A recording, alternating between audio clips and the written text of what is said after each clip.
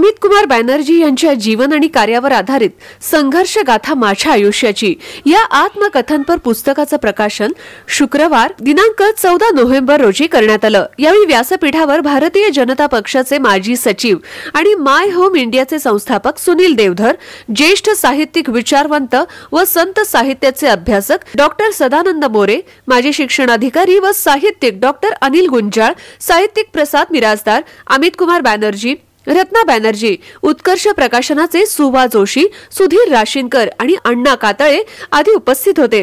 यावेळी डॉक्टर अनिल गुंजाळ, प्रसाद मिराजदार यांनीही मनोगत व्यक्त केले। प्रशांत पुराणिक यांनी कार्यक्रमाचं सूत्रसंचालन केले, तर चेतन देशमुख यांनी कार्यक्रमाचं प्रास्ताविक केलं। संस्थेच्या कार्यात विविध टप्प्यांवर मदतीचा हात देणाऱ्या अनेकांचा यावेळी सन्मान करण्यात आला। सीईओ अनुज सिंग, परेश खाडेलकर यांनी कार्यक्रमाचं संयोजन केलं। पश्चिम बंगाल सारख्या दुसऱ्या राज्यातून येऊन अमित कुमार बॅनर्जी यांनी संपर्क संस्थेच्या माध्यमातून बालग्राम सारखा उपक्रम राबवलाय। हा पुस्तकचा एकच उद्देश होणार की जे तरुण मुलं समाजसेवामध्ये येत आहे त्याला थोडासा काय गाईडलाईन भेटणार, जे व्हॉलंटियर्स येत आहेत त्यात काहीतरी थोडासा मार्गदर्शन होणार। MSW BSW चे जे स्टुडंट आहे बा MBA चे स्टुडंट आहे जे सोशल वर्क मध्ये येत आहेत त्याला थोडासा मार्ग भेटणार। आम्ही हा मध्ये जे प्रयत्न केले आहे, सोशल वर्क हा फक्त इमोशनल नाही आहे, हा सोशल वर्क मध्ये एक जे मोठा विषय आहे की here is a scientific approach, it is a very फार कॅल्क्युलेटिव्ह अप्रोच। हा कॅल्क्युलेटिव्ह अप्रोच केले की ह्या काम मध्ये तुम्हाला रिझल्ट भेटणार नाही। तो जस्ट देवाकडे पोहोचण्यासाठी हा काम नाही आहे, देवाकडे नक्की प्रत्येकाला पोहोचलं पाहिजे, पण फक्त हे जे रिझन हा कामात पिठवे वाय आय एम डुईंग म्हणजे मी कशासाठी हे काम करतो, हा ह्याच्या एक वस्तुरूप, ह्याचे एक अनालिटिकल प्रोग्रेस दिसला पाहिजे कामात मध्ये। आणि हा काम करण्यामध्ये मी आज महाराष्ट्रामध्ये 7 ठिकाणी, गुजरात मध्ये काम केले भूकंप नंतर, राजस्थान मध्ये जोधपूर मध्ये माझं काम चालू आहे, उत्तर प्रदेश बनारस मध्ये काम चालू आहे, बंगाल कलकत्ता मध्ये आणि 24 परगणा मध्ये काम चालू आहे। हे जे काम आज चालू आहे ह्याचे एकच कारण आहे की ह्याचे जे लक्ष्य, हे काम आम्ही करण्याचे पिछे उद्देश काय आहे। खरंच म्हणजे आम्ही गरीब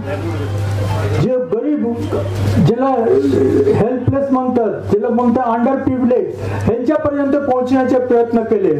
आम्ही आज शाळा पण काढले, लक्ष की फक्त एज्युकेशन। विवेकानंद मांडले आहे की एज्युकेशन ही एकमात्र आम्हाला आंदोलन नाही, कम्युनिस्ट आंदोलन नाही आहे। विवेकानंदचे विषय आहे की देशामध्ये शिक्षण ही एक ही मात्र प्रगती आणू शकतात, आणि हा शिक्षण साठी आज देशला विकास व्हायला पाहिजे।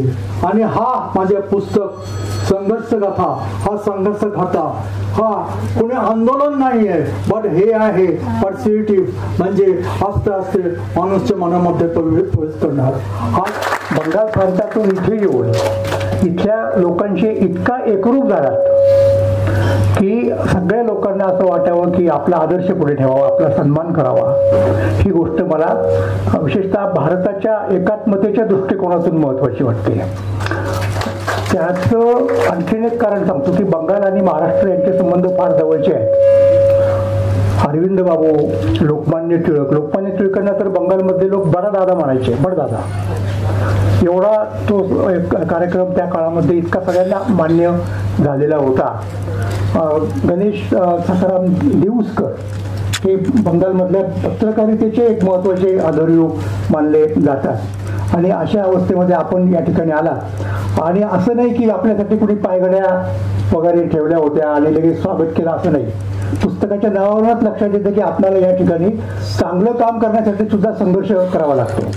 खरं तर ही एक प्रकारची परीक्षा असते, कसोटी असते, त्याला आपण उतरलात। आणि हे जे आहे ना, हे तुम्हाला एक गमतीची गोष्ट सांगतो जाता, ते काय म्हणतायत की, आणि हे महत्वाचं आहे, महाराष्ट्र राज्यात बंगाली असल्याने आजूबाजूच्या गावकऱ्यांशी सलोखा निर्माण करताना मी शांतपणे आणि संयमाने काम केलं। आपण लहान मुलांसाठी काम करत असून समाजाचे नुकसान होऊ नये अशी ग्वाही मी त्यावेळेच्या गावकऱ्यांना दिली. एक लक्षात घ्या, साधारणपणे आपला एक ठोकताळा म्हणून सांगतो की बंगालमधली माणसं ही एक भावनाप्रधान आणि ताबडतोब रिॲक्ट होणार असं मानलं जातं. त्याला हा एकमेव अपवाद आहे.